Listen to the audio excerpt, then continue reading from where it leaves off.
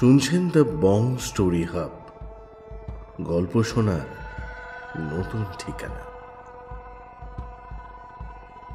আজকে আপনারা শুনবেন অমর সাহিত্যিক তারাশঙ্কর বন্দ্যোপাধ্যায়ের লেখা গ্রাম বাংলার ভূতের গল্প ডাইনি। আমাদের আজকের গল্পে শ্রুতিনাট্য রূপদান দিয়েছেন মৃত্তিকা, গল্প পাঠে ছিলেন স্নেহাদ্রি এবং গল্পের সূত্রধর আমি শুভদীপ।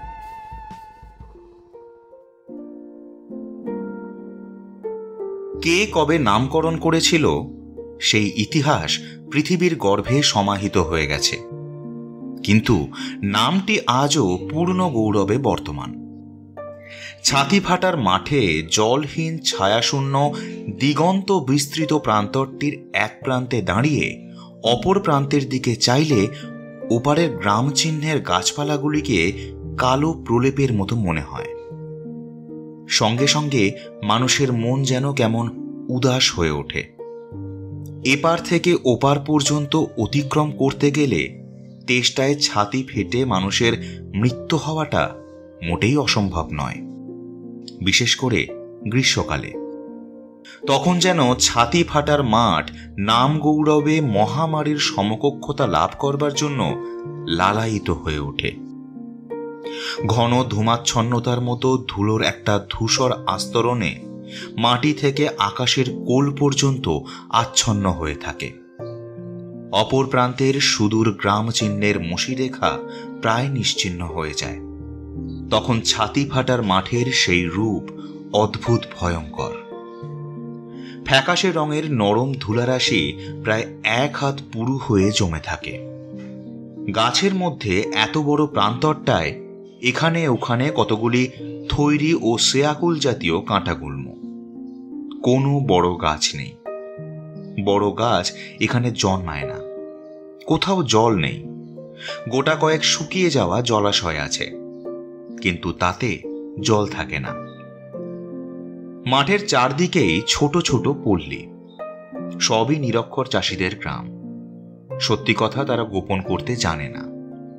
তারা বলে কোনো এক অতীতকালে এক মহানাগ এসে এখানে বসতি করেছিল। তারই বিষের জ্বালায় মাঠখানের রসময়ী রূপ, বীজ প্রবীণী শক্তি পুড়ে খার হয়ে গেছে। তখন নাকি আকাশে সঞ্চরমান পতঙ্গ পক্ষীও পঙ্গু হয়ে ঝরা পাতার মতো ঘুরতে ঘুরতে এসে পড়ত সেই গ্রামের মধ্যে। সেই নাগ আর নেই, কিন্তু বিষ জর্জরতা এখনো কমেনি। অভিশপ্ত ছাতি ফাটার মাঠ, তারই ভাগ্যদোষে ওই বিষ জর্জরতার উপরে আর এক ক্রূর দৃষ্টি তার উপর প্রসারিত হয়ে আছে। মাঠের পূর্ব প্রান্তে দলদলির জলা, অর্থাৎ অত্যন্ত গভীর পাঁক। ঝর্ণা জাতীয় জলাটার উপরেই রামনগরের সাহাদের যে আমবাগান আছে, সেই আমবাগানে আজ 40 বছর ধরে বাস করে আসছে এক ডাকিনী। ভীষণ শক্তিশালিনী, নিষ্ঠুর ক্রূর এক বৃদ্ধা ডাকিনী। লোকে তাকে এড়িয়েই চলে, তবু 40 বছর ধরে দূর থেকে তাকে দেখে তার প্রতিটি অঙ্গের বর্ণনা তারা দিতে পারে। তার দৃষ্টি নাকি অপলক স্থির, আর সেই দৃষ্টি নাকি আজ 40 বছর ধরে নিবদ্ধ হয়ে আছে এই মাঠখানার উপর। দলদলির উপরেই আমবাগানের ছায়ার মধ্যে নিঃসঙ্গ একখানি মোটে ঘর। ঘরের মুখ ওই ছাতি ফাটার মাঠের দিকে। দরজার সামনেই লম্বা একখানা খড়ে ছাওয়া বারান্দা। সেই বারান্দায় স্তব্ধ হয়ে বসে নিমেষহীন দৃষ্টিতে বৃদ্ধা চেয়ে থাকে ওই ছাতি ফাটার মাঠের দিকে। তার কাজের মধ্যে সে আপন ঘরদোর পরিষ্কার করে গোবর মাটি দিয়ে নিকিয়ে বের হয় ভিক্ষায়। 2-3টে বাড়িতে গিয়ে দাঁড়ালেই তার কাজ হয়ে যায়। লোকে ভয়ে ভয়ে ভিক্ষা বেশি পরিমাণেই দিয়ে থাকে। শেরখানেক চাল হলেই সে আর ভিক্ষা করে না, বাড়ি ফিরে আসে। ফেরবার পথে অর্ধেক বিক্রি করে দোকান থেকে একটু নুন, একটু সরষের তেল আর খানিকটা কেরোসিন তেল ও ডালপালার সন্ধান করে আনে। এরপর সমস্তটা দিন সে দাওয়ার উপর নিস্তব্ধ হয়ে থাকে। এমনি করে 40 বছর সে একই ধারায় ওই মাঠের দিকে চেয়ে বসে আছে। বৃদ্ধার বাড়ি এখানে নয়, কোথায় যে বাড়ি সে কথাও কেউ সঠিক জানে না। তবে এ কথা নাকি নিঃসন্দেহ যে 3-4খানা গ্রাম একরূপ ধ্বংস করে অবশেষে একদা আকাশপথে একটা গাছকে চালিয়ে নিয়ে যেতে যেতে এই ছাতি ফাটার মাঠের নির্জন রূপে সে মুক্ত হয়ে নেমে এসে এইখানে ঘর বেঁধেছে। নির্জনতাই ওরা ভালোবাসে, মানুষের সাক্ষাৎ ওরা চায় না। মানুষ দেখলেই যে অনিষ্ট স্পৃহা জেগে ওঠে। সর্বনাশী লোলুপ শক্তিটা সেই সাপের মতোই লকলকে জিভ বের করে ফনা তুলে নেচে ওঠে। না হলে সেও তো মানুষ। নিজের দৃষ্টি দেখে সে নিজেই শিউরে ওঠে।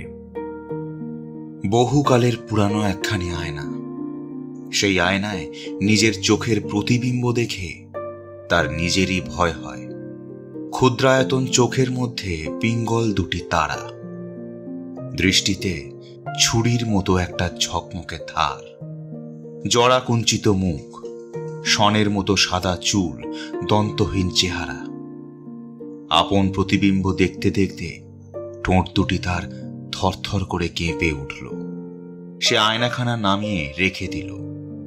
আয়নাখানার চারদিকে কাঠের ঘেরটা একেবারে কালো হয়ে গিয়েছে, অথচ নতুন অবস্থায় কি সুন্দর লালচে রং আর কি পালিশটাই না ছিল। আর আয়নাখানার কাচ ছিল রোদ চকচকে পুকুরের জলের মতো। কাচখানার ভিতর একখানা মুখ কি পরিষ্কারই না দেখা যেত। ছোট কপালখানাকে ঘিরে এক রাশ চুল, ঘন কালো নয়, একটু লালচে আভা ছিল চুলে। কপালের নিচেই টিকলো না। চোখ দুটি ছোটই ছিল, চোখের তারা দুটিও খয়েরি রঙেরই ছিল। লোকেও সেই চোখ দেখে ভয় করত, কিন্তু তার বড় ভালো লাগতো। ছোট চোখ দুটি আরো একটু ছোট করে তাকালে মনে হতো আকাশের কোল পর্যন্ত এই চোখ দিয়ে দেখা যায়। অকস্মাৎ সে শিউরে উঠল। নরুন দিয়ে চেরা ছুরির মতো চোখে, বিড়ালির মতো এই দৃষ্টিতে যাকে তার ভালো লাগে তার আর রক্ষা থাকে না। কোথা দিয়ে যে কি হয়ে যায়, কেমন করে যে হয়ে যায় সে বুঝতে পারে না, তবে হয়ে যায়। প্রথম দিনের কথা তার মনে পড়ে যায়। বুড়ো শিবতলার সামনেই দুর্গাসায়রের বাঁধা ঘাটের ভাঙা রানার উপর সে দাঁড়িয়েছিল। জলের তলে তার ছবি উল্টো দিকে মাথা করে দাঁড়িয়ে জলের ঢেউয়ে এঁকে বেঁকে লম্বা হয়ে যাচ্ছিল। জল স্থির হলে লম্বা ছবিটি অবিকল তার মতো 10-11 বছরের মেয়েটি হয়ে তারই দিকে চেয়ে হাসছিল। হঠাৎ বামুনবাড়ির হারু চৌধুরী এসে তার চুলের মুঠি ধরে টেনে শান বাঁধানো সিঁড়ির উপর তাকে আছাড় দিয়ে ফেলে দিয়েছিল। তার সেই রূঢ় কণ্ঠস্বর সে এখনো শুনতে পায়। হারামজাদি ডাইনি, তুমি আমার ছেলেকে নজর দিয়েছো? হ্যাঁ, তোমার এত বড় বার, খুন করে ফেলবো হারামজাদিকে। হারু সরকারের সেই ভয়ঙ্কর মূর্তি যেন স্পষ্ট চোখের উপর ভাসছে। সে ভয়ে বিহবল হয়ে চিৎকার করে কাঁদছিল। ওগো বাবু গো, তোমার দুটি পায়ে পড়ি গো। আম দিয়ে মুড়ি খেতে দেখে যদি তোর লোভই হয়েছিল, তবে সে কথা বলিসনি কেন হারামজাদি? হ্যাঁ হ্যাঁ, লোভ তো তার হয়েই ছিল, সত্যিই হয়েছিল। মুখের ভিতরটা তো জলে ভরে পরিপূর্ণ হয়েছিল। হারামজাদি, আমার ছেলের পেট যন্ত্রণা করছে। সে আজও অবাক হয়ে যায়। কেমন করে এমন হয়েছিল, কেমন করে এমন হয়? কিন্তু এই যে সত্যি, তাতে তো আর কোনো সন্দেহ নেই। তার স্পষ্ট মনে পড়ছে সে হারু সরকারের বাড়ি গিয়ে অঝোর ঝরে কেঁদেছিল, আর বারবার মনে মনে বলেছিল, হে ঠাকুর, ভালো করে দাও, ওকে ভালো করে দাও, দৃষ্টি আবার ফিরিয়ে নিচ্ছি, এই নিলাম। আশ্চর্যের কথা, কিছুক্ষণ পরেই বারদুই বমি করে ছেলেটি সুস্থ হয়ে ঘুমিয়ে পড়েছিল। সরকার বলেছিল, ওকে একটা আম আর দুটো মুড়ি দাও দেখি। সরকার গিন্নি একটা ঝাঁটা তুলে বলেছিল, সাই দিব হারামজাদির মুখে, মা বাপ মোরা অনাথ মেয়ে বলে দয়া করি। যেদিন হারামজাদি আসে সেই দিনই আমি ওকে খেতে দিই। আর ও কিনা আমার ছেলেকে নজর দেয়, আবার দাঁড়িয়ে দাঁড়িয়ে শুনছে। দেখো, ওর ওই চোখের দৃষ্টি দেখে বরাবর আমার সন্দেহ ছিল। কখনো আমি ওর সামনে ছেলেপুলেকে খেতে দিইনি। আজ আমি কোকাকে খেতে দিয়ে ঘাটে গিয়েছি, আর ও কখন এসে একেবারে সামনে দাঁড়িয়েছে। সে কি দৃষ্টি ওর, বাপ রে বাপ! লজ্জায় ভয়ে সে পালিয়ে গিয়েছিল। সেদিন রাতে সে গ্রামের মধ্যে কারোর বাড়ির দাওয়ায় শুতে পারেনি। শুয়েছিল গ্রামের প্রান্তে ওই বুড়ো শিবতলায়। অঝরে সে সমস্ত রাত কেঁদেছিল আর বলেছিল, হে ঠাকুর, আমার দৃষ্টিকে ভালো করে দাও, দাও আমাকে কানা করে দাও।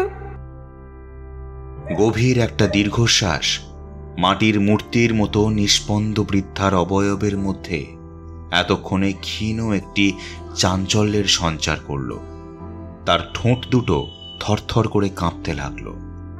পূর্বজন্মের পাপের যে খণ্ডন নেই, দেবতার দোষই বা কি, আর সাধ্যই বা কি। বেশ মনে আছে, গৃহস্থের বাড়িতে সে আর ঢুকবে না বলে ঠিক করেছিল। বাইরের দরজা থেকেই সে ভিক্ষা চাইত। গলা দিয়ে যেন কথা বের হতে চাইত না।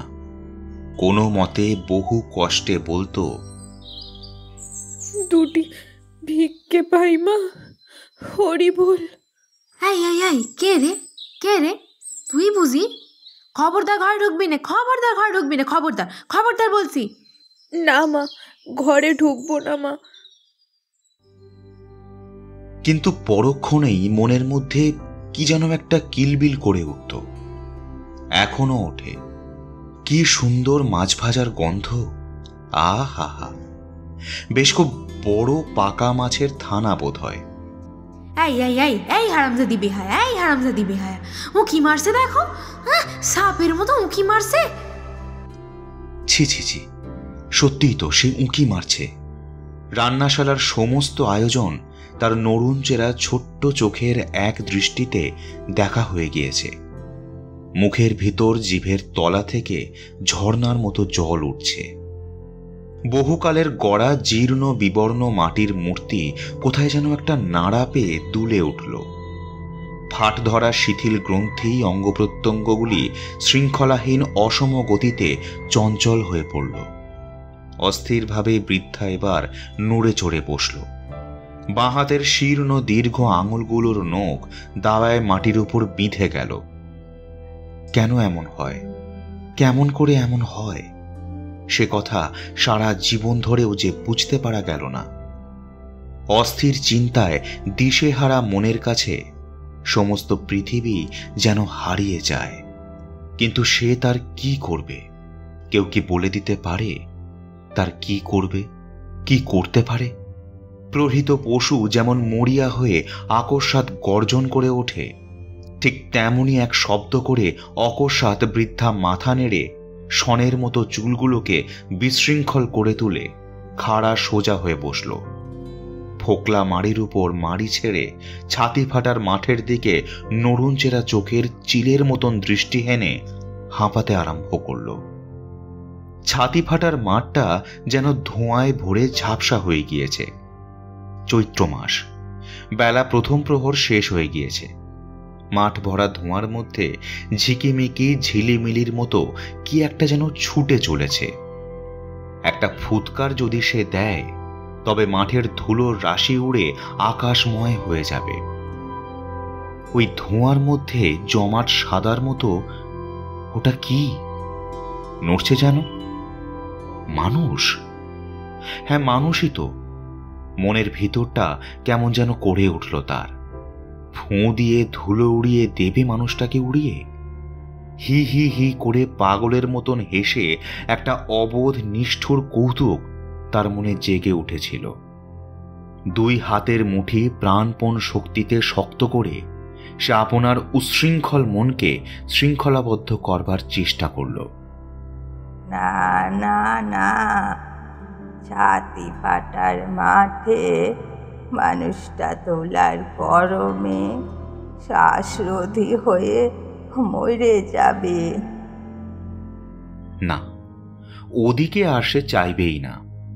তার চেয়ে বরং উঠোনটায় আর একবার ঝাঁটা বুলিয়ে ছড়িয়ে পড়া পাতা এবং কাঠকুটোগুলোকে সাজিয়ে রাখলে কেমন হয়? বসে বসেই সে ভেঙে পড়া দেহটাকে টেনে উঠোনে ঝাঁটা বোলাতে শুরু করল। জড়ো করা পাতাগুলো ফরফর শব্দ করে অকস্মাৎ সর্পিল ভঙ্গিতে ঘুরপা খেয়ে উঠতে আরম্ভ করল। ঝাঁটার মুখে টেনে আনা ধুলোর রাশি তার সঙ্গে মিশে বুড়িকেই যেন জড়িয়ে ধরছিল।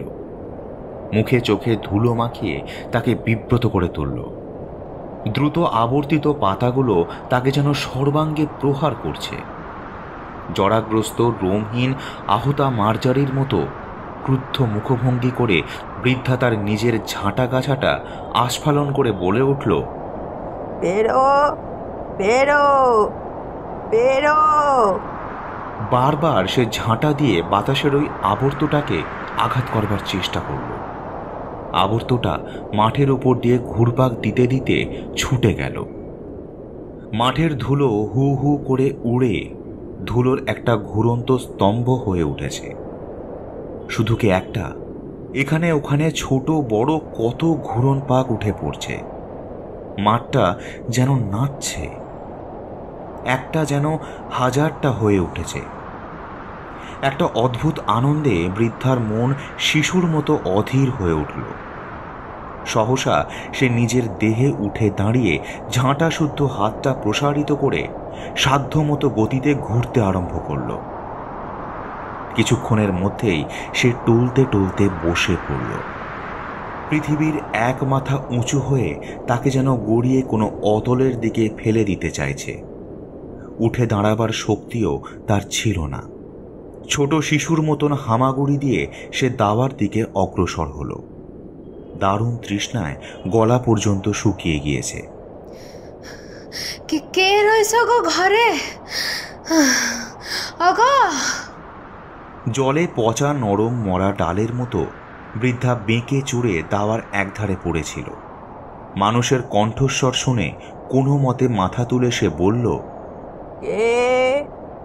ধূলিধূসর দেহে শুষ্ক পাণ্ডুর মুখে একটি যুবতী মেয়ে বুকের ভিতর কোনো একটা বস্তু কাপড়ের আবরণে ঢেকে বহু কষ্টে আঁকড়ে ধরে আছে। মেয়েটি বোধহয় ছাতি ফাটার মাঠটা পার হয়ে আসলো। কণ্ঠস্বর অনুসরণ করে বৃদ্ধাকে দেখে মেয়েটি সভয়ে শিউরে উঠল। এক পা করে পিছু হাঁটতে হাঁটতে সে বলল, একটুকুন জল দিতে পারবা? মাটির উপর হাতের ভর দিয়ে বৃদ্ধা এবার অতি কষ্টে উঠে বসল। মেয়েটির শুষ্ক পাণ্ডুর মুখের দিকে চেয়ে বলল, বাচ্চা রে, আয় আয় আয় আয়, বস। সভয়ে সন্তর্পণে দাওয়ার এক পাশে বসে মেয়েটি বলল, একটুকুন জল দাও গো, একটুকুন জল। মমতায় বৃদ্ধার মন গলে গেল। সে তাড়াতাড়ি ঘরের ভিতর ঢুকে বড় একটা ঘটি পূর্ণ করে জল ঢেলে এক টুকরো পাটালির সন্ধানে হাঁড়িতে হাত পুড়ে বলল, আহা মা, এই রোদে ওই রাক্ষসী মাঠে কি বলে বের হলি তুই? বাইরে বসে মেয়েটি তখনও হাঁপাচ্ছিল। কাঁপা কাঁপা শুষ্ক কণ্ঠে সে বলল, আমার মায়ের বড় অসুখ মা, বেরিয়েছিলাম রাত থাকতে, মাঠের মাথায় এসে আমার পথ ভুল হয়ে গেল। মাঠের ধারে আমার পথ, কিন্তু এসে বললাম এক্কেরে মদ্দিকেনে। জলের ঘটি ও পাটালির টুকরোটি নামিয়ে দিয়ে বৃদ্ধা শিউরে উঠল। মেয়েটির পাশে একটি শিশু। গরম জলে সিদ্ধ শাকের মতো শিশুটি ঘর্মাক্ত দেহে নেতিয়ে পড়েছে। বৃদ্ধা ব্যস্ত হয়ে বলল, দে দে দে দে দে বাছা, ছেলেটার চোখে মুখে জল দে দে। মেয়েটি ছেলের চোখে মুখে জল দিয়ে আঁচল ভিজিয়ে সর্বাঙ্গ মুছে দিল। বৃদ্ধা দূরে বসে ছেলেটির দিকে তাকিয়ে রইল। স্বাস্থ্যবতী যুবতী মায়ের প্রথম সন্তান বোধ হয়। হৃষ্টপুষ্ট নধর দেহ, কচি লাউ ডগার মতো নরম আর সরস। দাঁতহীন মুখে কাঁপা কাঁপা জিভের তলায় ফোয়ারাটা যেন খুলে গেল। নরম গরম লালায় মুখটা যেন ভরে উঠেছে। ছেলেটা কি ভীষণ ঘামছে? দেহের সমস্ত জল কি বের হয়ে আসছে? চোখ দুটো কি লাল হয়ে উঠেছে? তবে কি? কিন্তু সে তার কি করবে? কেন তার সামনে আসলো? কেন আসলো? ওই কোমল নধর দেহ শিশুটিকে ময়দার মতন ঠেসে চটকে তার শুকনো কঙ্কাল বুকে চেপে নিংড়ে জীর্ণ জড়ো জড়ো ত্বকের উপর একটা রোমাঞ্চিত শিহরণ ক্ষণে ক্ষণে বয়ে যাচ্ছে। সর্বাঙ্গ তার থরথর করে কাঁপছে। এই ঘামে ছেলেটার দেহের সমস্ত রস নিংড়ে বের হয়ে আসছে। মুখের লালার মধ্যে স্পষ্ট তার রসাস্বাদ। যা, নিতান্ত অসহায়ের মতো আর্ত স্বরে সে বলে উঠল, খেয়ে ফেললাম, খেয়ে ফেললাম, ছেলেটাকে খেয়ে ফেললাম রে। পালা পালা, তুই ছেলে নিয়ে পালা বলছি, পালা। শিশুটির মা, ওই যুবতী মেয়েটি, দুই হাতে ঘটি তুলে ঢকঢক করে জল খাচ্ছিল। তার হাত থেকে ঘটিটা খসে পড়ে গেল। সে আতঙ্কিত বিবর্ণ মুখে বিস্ফারিত দৃষ্টিতে ক্ষুদ্র চোখের দিকে চেয়ে বলে উঠল, এটা তবে রামনগর? তুমি সেই? সে ডুকরে কেঁদে উঠে ছেলেটিকে ছোঁ মেরে কুড়িয়ে নিয়ে যেন পাখির মতো ছুটে পালিয়ে গেল। কিন্তু সে কি করবে? নিজের বুকখানাকে তার নিজের জীর্ণ আঙুলের নখ দিয়ে চিড়ে ওই লোভটাকে বের করে দিতে ইচ্ছে করে। জীবটাকে কেটে ফেলতে পারলে সে পরিত্রাণ পায়। ছি ছি ছি ছি, কাল সে গ্রামের পথে বের হবে কোন মুখে? লোকে কেউ কিছু বলতে সাহস করবে না তা সে জানে, কিন্তু কিন্তু তাদের মুখে চোখে যে কথা ফুটে উঠবে তা সে চোখে দেখবে কি করে? ছেলেমেয়েরা এমনিই তাকে দেখলে পালিয়ে যায়, কেউ কেউ কেঁদেও ওঠে। আজকের ঘটনার পর তারা বোধহয় আতঙ্কে জ্ঞান হারিয়ে পড়ে যাবে। ছি ছি ছি ছি।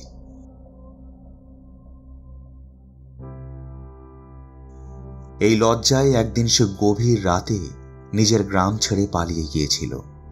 সেদিনের কথা তার স্পষ্ট মনে আছে।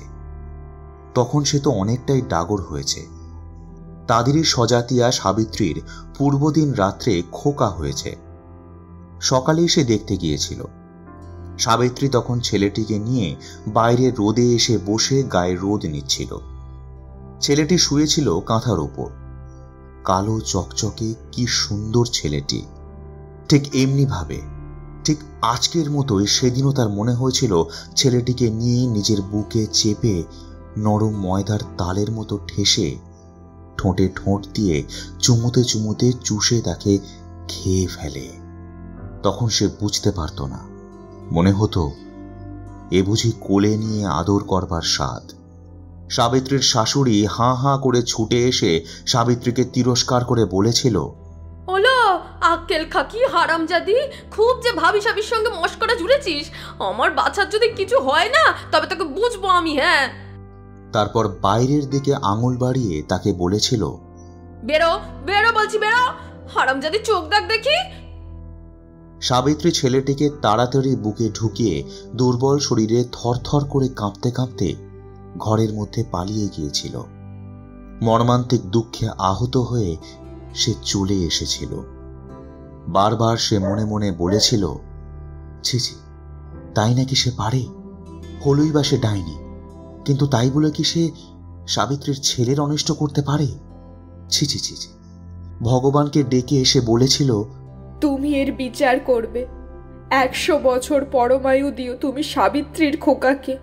দয়া করে প্রমাণ করে দিও সাবিত্রীর খোকাকে আমি কত ভালোবাসি। কিন্তু বিকেল হতে না হতেই তার বিষময়ী দৃষ্টি ক্ষুধার কলঙ্ক অতি নিষ্ঠুরভাবে সত্যি বলে প্রমাণিত হয়ে গেছিল। সাবিত্রীর ছেলেটি নাকি ধনুকের মতো বেঁকে গিয়েছে, আর এমনভাবে কাতরাচ্ছে ঠিক যেন কেউ তার রক্ত শুষে নিচ্ছে। লজ্জায় সে পালিয়ে গিয়ে গ্রামের শ্মশানের জঙ্গলের মধ্যে সন্তর্পণে আত্মগোপন করে বসেছিল। বারবার করে মুখের থুতু মাটিতে ফেলে দেখতে চাইছিল কোথায় রক্ত। গলায় আঙুল দিয়ে বমি করেও সে দেখতে চাইছিল, বুঝতে চাইছিল। প্রথমে বার দুয়েক বুঝতে পারেনি, কিন্তু তারপরই কুটি কুটি রক্তের ছিটে। শেষকালে একেবারে খানিকটা তাজা রক্ত উঠে এসেছিল। সেই দিন সে নিঃসন্দেহে বুঝতে পেরেছে নিজের অপার নিষ্ঠুর শক্তির কথা। গভীর রাতে, সেদিন বোধহয় চতুর্দশী ছিল। হ্যাঁ, চতুর্দশী তো। বাকলের তারাদেবী তলায় পুজোর ঢাক বাজছিল। জাগ্রত মা তারাদেবী। পূর্ণিমার আগের প্রতি চতুর্দশীতে মায়ের পুজো হয়, বলিদান হয়, কিন্তু মা তারাও তাকে দয়া করেননি। কতবার সে মানত করেছে, মা আমাকে ডাইনি থেকে মানুষ করে দাও, আমি তোমাকে বুক চিরে রক্ত দেব, কিন্তু মা মুখ তুলে চাননি। তো কেমন লাগছে আমাদের গল্প? ভালো মন্দ যাই লাগুক না কেন জানান আমাদের। নিচের কমেন্ট বক্স তো খোলাই রয়েছে আপনাদের জন্য। ও হ্যাঁ, সাবস্ক্রাইব করতে ভুলবেন না যেন। দ্য বং স্টোরি হাব, গল্প শোনার নতুন ঠিকানা। একটা দীর্ঘ নিঃশ্বাস ফেলে বৃদ্ধার মন দুঃখে হতাশায় উদাস হয়ে গেল। মনের সকল কথা ছিন্নক্ষত্র ঘুড়ির মতো শিথিল দোল খেতে খেতে ভেসে কোন নিরুদ্দেশ লোকে যেন হারিয়ে যাচ্ছে।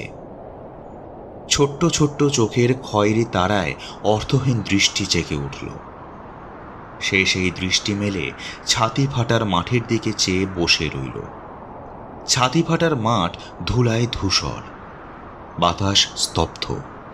ধুলায় ধূসর গাঢ় নিস্তরঙ্গ আস্তরণের মধ্যে সমস্ত যেন বিলুপ্ত হয়ে গিয়েছে।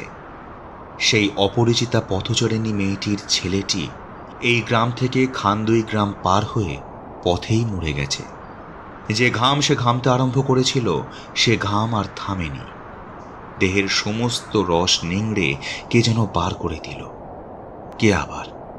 ওই সর্বনাশী মেয়েটি বুক চাপড়াতে চাপড়াতে বলেছিল, কেন এলাম গো আমি, কেন এলাম গো আমি এই ডাইনির কাছে, কেন এলাম গো, আমি কি করলাম, কেন এলাম গো এই ডাইনির কাছে, কেন এলাম?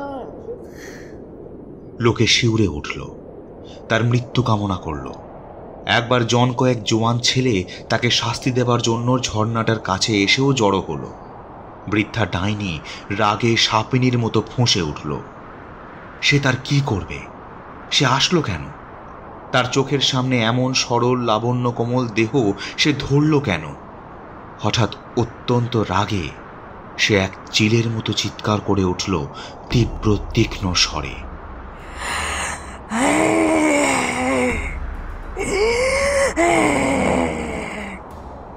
সেই চিৎকার শুনে তারা পালিয়ে গেল, কিন্তু সে এখনো প্রদ্ধা অজগরীর মতো ফুঁসছে।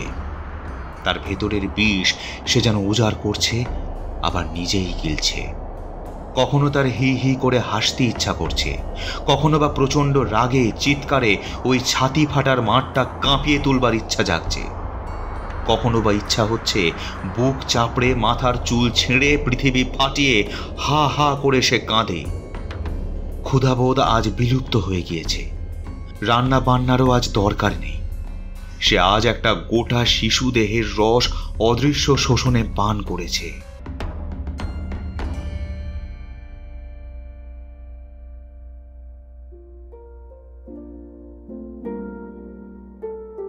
ঝিরঝির করে বাতাস বইছিল।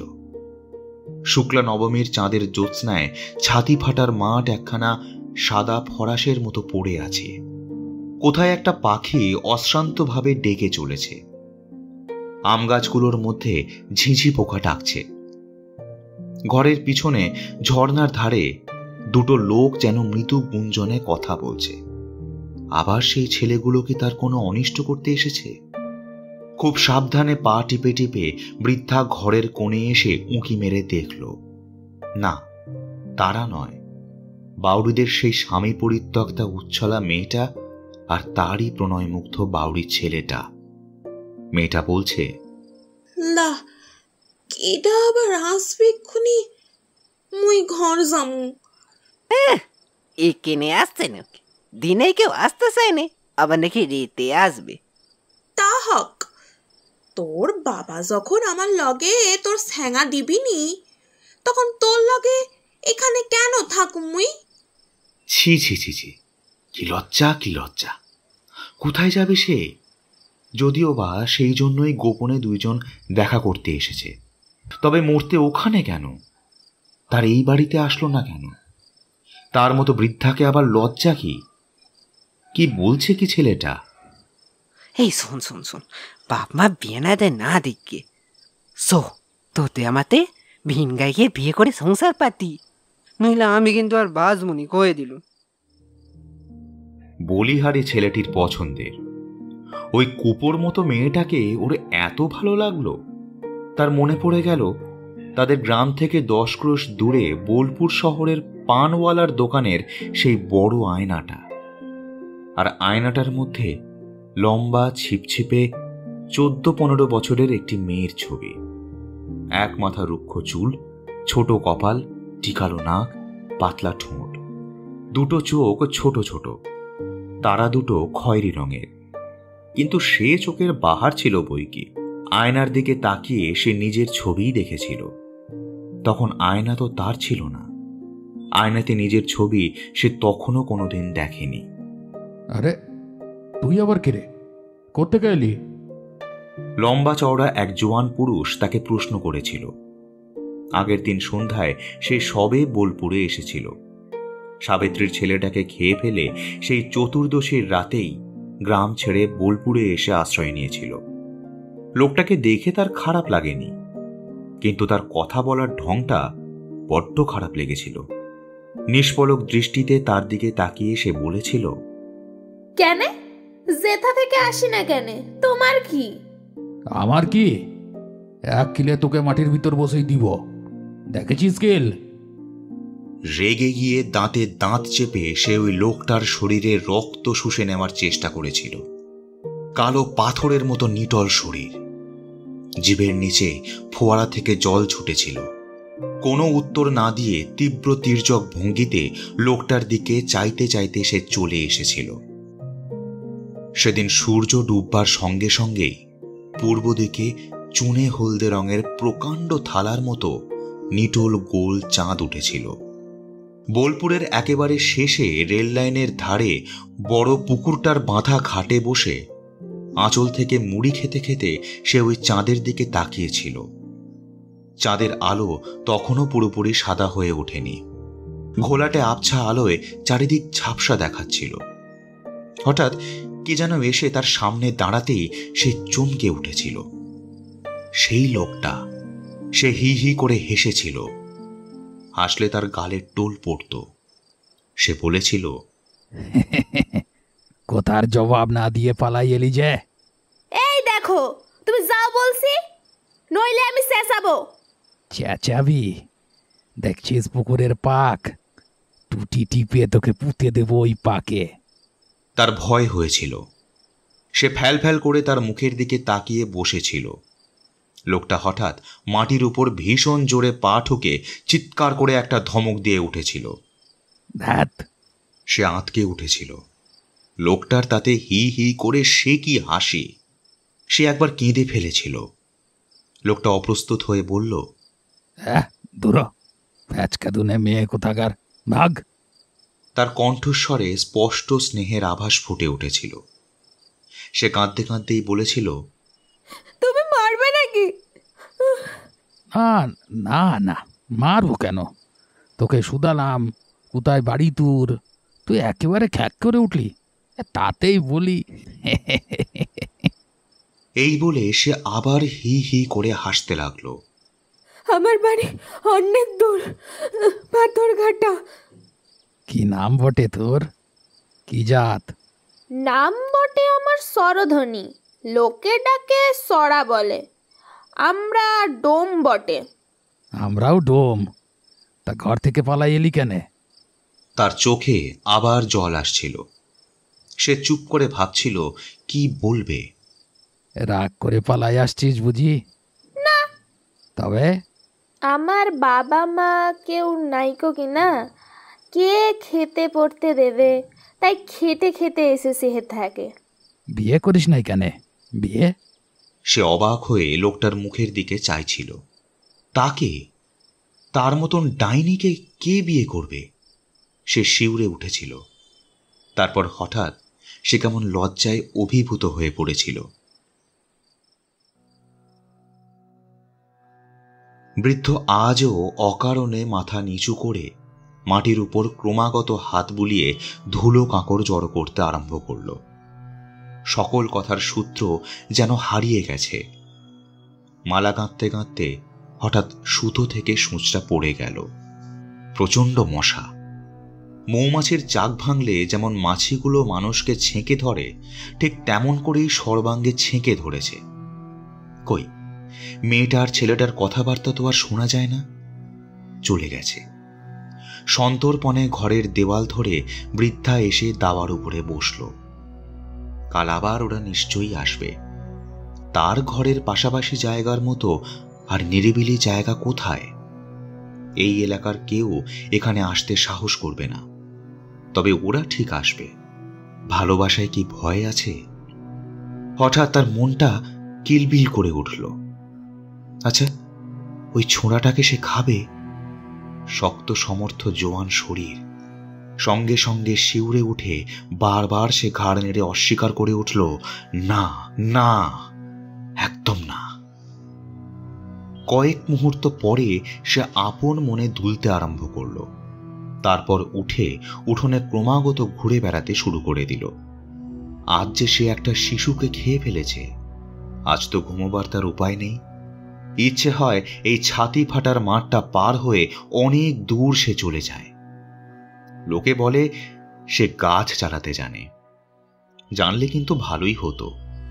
গাছের উপর বসে আকাশ মেঘ চিড়ে হু হু করে সে যেখানে ইচ্ছা চলে যেত। কিন্তু ওই মেয়েটার ছেলেটার কথাগুলো তখন শোনা হতো না। ওরা ঠিক কাল আবার আসবে।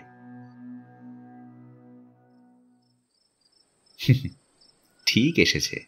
ছোনাটা চুপ করে বসে আছে। ঘন ঘন ঘাড় ফিরিয়ে পথের দিকে চাইছে। আরে আসবে রে, আসবে, সে আসবে।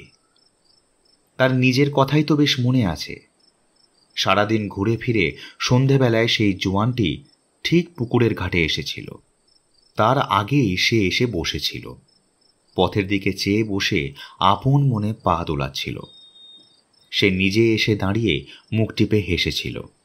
এই তো এইছিস? আমি সেই কখন থেকে তোর জন্য অপেক্ষা করছি জানিস? বৃদ্ধা চমকে উঠল। ঠিক সেই একই কথা। সে তাকে এই একই কথা বলেছিল। ওই ওই ওই ছোঁড়াটাও ঠিক সেই কথাটাই বলছে। মেয়েটির সামনে দাঁড়িয়ে আছে। নিশ্চয়ই সে মুখ টিপে হাসছে। সেদিন সে একটা ঠোঙাতে করে খাবার এনেছিল। তার সামনে বাড়িয়ে ধরে বলেছিল, কাল তোর মুড়ি পড়ে গেছিল, লে। সে কিন্তু হাত বাড়াতে পারেনি। তার বুকের দুর্দান্ত লোভ, সাপের মতো তার ডাইনি মনটা বেদের বাঁশি শুনে যেন কেবলই দুলে দুলে নেচেছিল। ছোবল মারতে ভুলে গিয়েছিল সে। তারপর যেন সে কি করেছিল? ও হ্যাঁ, মনে আছে। সে কি আর এরা জানে না পারে? ও মাগো, ঠিক তাই। এই ছেলেটাও যে মেয়েটার মুখে নিজের হাত দিয়ে কি তুলে দিচ্ছে। বুড়ি দুই হাতে মাটির উপর মৃদু করাঘাত করে নিঃশব্দ হাসিতে যেন ভেঙে পড়ল। কিন্তু নিতান্তই আকস্মিকভাবে তার হাসি থেমে গেল। হঠাৎ একটা দীর্ঘশ্বাস ফেলে সে স্তব্ধভাবে গাছে হেলান দিয়ে বসল। তার মনে পড়ল এরপরই সে তাকে বলেছিল, আমার বিয়ে করবি সরা? সে কেমন যেন হয়ে গিয়েছিল। কিছু বলতে পারেনি, কিছু ভাবতেও পারেনি। শুধু কানের পাশ দুটো গরম হয়ে উঠেছিল, হাত পা ঘেমে টস টস করে জল ঝরছিল। সে বলেছিল, এই দেখ, আমি কলে কাজ করি, রোজগার করি অনেক, তা যাতে পতিত বলে আমারে কেউ বিয়ে দেয় না। তুই আমাকে বিয়ে করবি? ঝর্ণার ধারে প্রণয়ী যুবকটি বলল, খেপেছিস? সবাই হাঁ করবি। তার শেষ আমরা পালিয়ে যাই, সেইখানে দুজনে সাঙা করি বিয়ে থাকবো। মৃদুর স্বরে কথা, কিন্তু এই নিস্তব্ধ স্থানটির মধ্যে সেই কথাগুলোই যেন স্পষ্ট হয়ে ভেসে আসছে। বুড়ি একটা দীর্ঘশ্বাস ফেলল। তারাও পৃথিবীর লোকের সঙ্গে সম্বন্ধ ছেড়ে বিয়ে করে সংসার পেতেছিল। মারোয়ারি বাবুর কলের ধারেই একখানা ঘর তৈরি করে তারা বাসা বেঁধেছিল। বয়লা না কি যেন বলে, সেই প্রকাণ্ড পিপের মতো কলটায় সে কয়লা ঠেলত। তার মজুরি ছিল সকলের চেয়ে বেশি। ঝর্ণার ধারে অভিসারিকা মেয়েটির কথা ভেসে আসলো। ও হবে নি, আগে আমার খুঁটে রূপা সুরিয়া 10টি টাকা তু বেঁধে দে, তবে আমি যামু। লইলে বিদেশে পয়সার অভাবে খেতে পাবো নি, তা হবে নি। ছি ছি, অমন মেয়ের মুখে ঝাঁটা মারতে হয়। এত বড় একটা জোয়ান মরদ যার আঁচল ধরে থাকে, তার নাকি খাওয়া পড়ার অভাব হবে কোনো দিন? মরণ তোমার! রূপোর চুড়ি কি একদিন সোনার শাঁখা বাঁধা উঠবে তোমার হাতে? ছি ছি ছি। ছেলেটি কথার কোনো জবাব দিল না। মেয়েটি আবার বলল, কি রাগ করিস না জি, কি বলছিস বল, মুই আর দাঁড়াতে পারবো না কিন্তু। কি বলবো বল, টাকা থাকলে আমি তো তোরেই দিতেম, রূপো সুরিও কিনে দিতেম, তোরে বলতে হতো না। মেয়েটা বেশ হেলে দুলে রঙ্গ করেই বলল, তবে আমি চললুম। হ্যাঁ যাবি তো, যা কেনে যা। আর যেন ডাকিস নি। বেশ বেশ বেশ, ডাকবুনিকো ডাকবুনিকো, যা। অল্প একটু দূরে যেতেই সাদা কাপড় পরা মেয়েটি ফুটফুটে চাঁদনির মধ্যে যেন মিশে গেল। ছেলেটা চুপ করে ঝর্ণার ধারে বসে রইল। আহা, ছেলেটার যেমন কপাল, শেষ পর্যন্ত ছেলেটা যে কি করবে কে জানে। হয়তো বৈরাগী হয়েই চলে যাবে, নয়তো গলায় দড়ি দিয়েই বসবে। বৃদ্ধা শিউরে উঠল। ওর চেয়ে তার রূপার চুড়ি কয়েক আছা দিলে হয় না? আর টাকা 10 টাকা সে দিতে পারবে না। মোটে তো তার 1 কোটি টাকা আছে, তার মধ্যে থেকে 2 টাকা না হয় 5টা টাকা সে দিতে পারে। তাতে কি হবে? মেয়েটা আর বোধহয় আপত্তি করবে না। আহা, জোয়ান বয়স, সুখের সময়, শখের সময়। আহারে, ছেলেটিকে ডেকে রূপার চুড়ি ও টাকা সে দেবে, আর ওর সঙ্গে নাতি ঠাকুরমার সম্বন্ধ পাতাবে। গোটা কতক চোখা চোখা ঠাট্টা সে যা করবে। মাটিতে হাতের ভর দিয়ে কুঁজোর মতো সে ছেলেটার কাছে এসে দাঁড়ালো। ছেলেটা যেন ধ্যানে বসেছে, লোকজন এলেও খেয়াল নেই। হেসে সে বলল, বলি ও হে লাগর, শুনছো?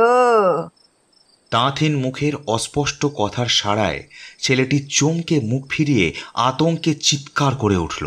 পর মুহূর্তেই লাফ দিয়ে উঠে সে প্রাণপণে ছুটতে আরম্ভ করল।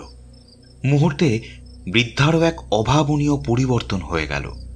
রেগে ফুলে উঠে সে বলে উঠল, মর মর মর মর। সঙ্গে সঙ্গেই ইচ্ছা হলো ক্রুদ্ধ শোষণে ও রক্ত, মাংস, মেদ, মজ্জা সব নিঃশেষে শুষে খেয়ে ফেলে। ছেলেটা একটা আর্তনাদ করে বসে পড়ল। পর মুহূর্তেই আবার উঠে দাঁড়িয়ে খোঁড়াতে খোঁড়াতে পালিয়ে গেল। পরদিন দুপুরের আগেই গ্রামটা বিস্ময়ে এবং শঙ্কায় স্তম্ভিত হয়ে গেল। সর্বনাশী ডাইনি বাউড়িদের একটা ছেলেকে বান মেরেছে। ছেলেটা সন্ধ্যায় গিয়েছিল ওই ঝর্ণার ধারে। মানুষের দেহরস লোলুপা রাক্ষসী গন্ধে আক্কষ্টা বাঘিনীর মতো জানতে পারে এবং নিঃশব্দে পায়ে পায়ে তার সামনে এসে দাঁড়ায়। ভয়ে ছেলেটা ছুটে পালাবার চেষ্টা করেছিল, কিন্তু রাক্ষসী তাকে বান মেরে মেরে দিয়েছে। অতি তীক্ষ্ণ একটা হাড়ের টুকরো মন্ত্রপুত করে নিক্ষেপ করতেই সেটা এসে তার পায়ে গভীর হয়ে বসে গেছে।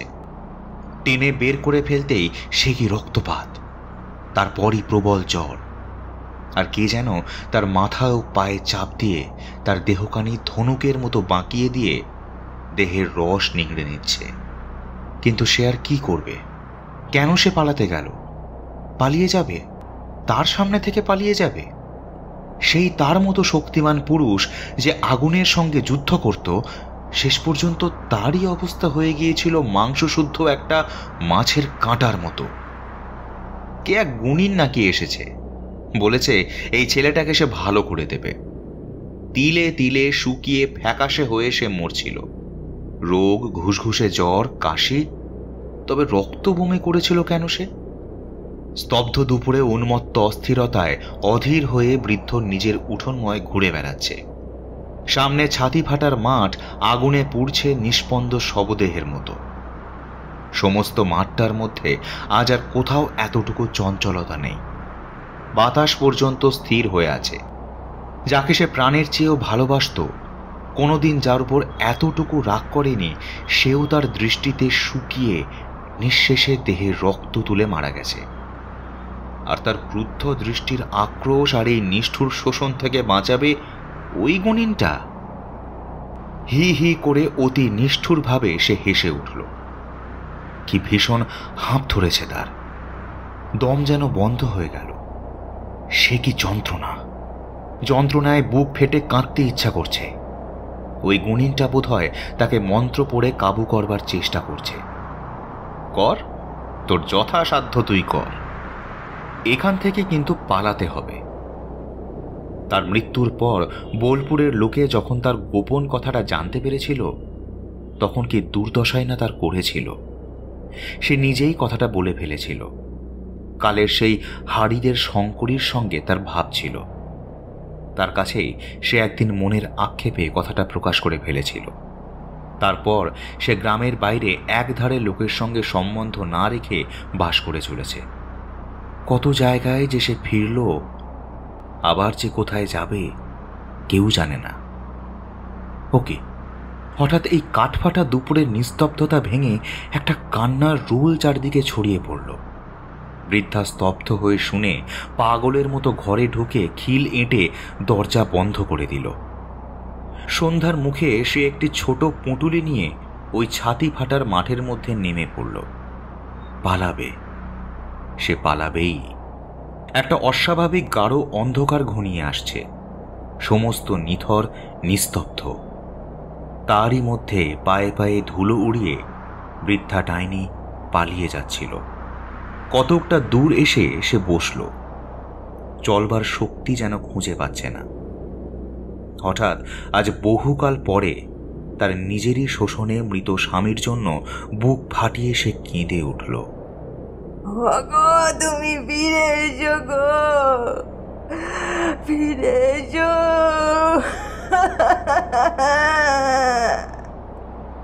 তার চেরা ছুরির মতো চোখের সামনে আকাশের বায়ুকোণটা তার চোখের তারার মতোই খয়েরি রঙের হয়ে উঠেছে। কিছুক্ষণের মধ্যেই সমস্ত পায়ের ধুলোর আস্তরণের মধ্যে বিলুপ্ত করে দিয়ে কালবৈশাখীর ঝড় নেমে এলো। সেই ঝড়ের মধ্যে বৃদ্ধা কোথায় যে বিলুপ্ত হয়ে গেল তার জানা যায় না। দুর্দান্ত ঘূর্ণিঝড়, সঙ্গে মাত্র 2-4 ফোঁটা বৃষ্টি। পরদিন সকালে ছাতি ফাটার মাঠের প্রান্তে সেই বহুকালের খৈরি গুল্মের একটা ভাঙা ডালের সূচালো ডগার দিকে তাকিয়ে লোকের বিস্ময়ের আর শেষ থাকল না। শাখাটার প্রান্তে বিদ্ধ হয়ে ঝুলছে বৃদ্ধা ডাকিনী। আকাশপথে যেতে যেতে ওই গুণিনের মন্ত্রপাঠে অসুস্থ পাখির মতো পড়ে ওই গাছের ডালে সে বিদ্ধ হয়ে মরেছে। ডালটার নিচে ছাতি ফাটার মাঠের খানিকটা ধুলো কালো কাদার মতো ঢেলা হয়ে বেঁধে গিয়েছে। ডাকিনীর কালো রক্ত ঝরে পড়ছে। অতীতকালের মহানাগের বিষের সঙ্গে ডাকিনীর রক্ত মিশে ছাতি ফাটার মাঠ আজ আরো ভয়ঙ্কর হয়ে উঠেছিল। চারিদিকের দিকচক্র রেখার চিহ্ন নাই। মাটি থেকে আকাশ পর্যন্ত একটা ধূমাচ্ছন্ন ধূসরতা। সেই ধূসর শূন্যলোকে কালো কতগুলি বিন্দু ক্রমশ আকারে বড় হয়ে নেমে আসছে শকুনির পাল। শুনছিলেন অমর সাহিত্যিক তারাশঙ্কর বন্দ্যোপাধ্যায়ের লেখা গ্রাম বাংলার ভূতের গল্প ডাইনি। গল্প পাঠে ছিলেন স্নেহাত্রী।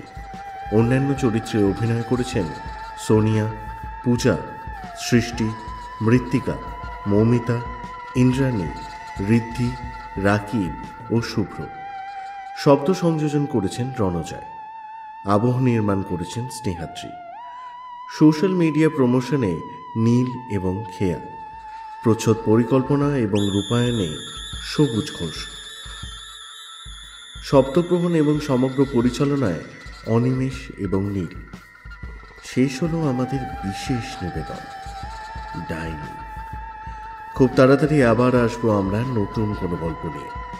ততদিন শুনতে থাকুন দ্য বং স্টোরি হাব, গল্প শোনার নতুন ঠিকানা।